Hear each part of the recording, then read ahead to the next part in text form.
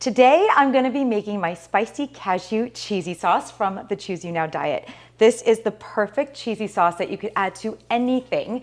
It goes especially good on a chili. It goes great over French fries. In fact, we're gonna make the chili cheese fries with this later. So it's really easy to whip up. It's only a few ingredients. We start with just about a half a cup of raw, unsalted cashews.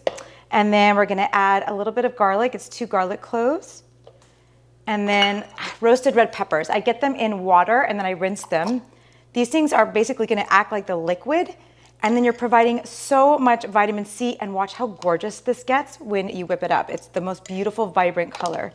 This, of course, we got some nooch. It's about a 1/4 cup of nooch, which is, of course, nutritional yeast. It makes it the cheesy flavor that we're going for this cheesy sauce. And then 1 tablespoon of coconut aminos, or you could use tamari or gluten-free soy sauce, whatever you prefer for your salt of choice, and then 2 tablespoons of fresh lemon juice to get that acid. So, and then a touch of cayenne pepper and some plant milk.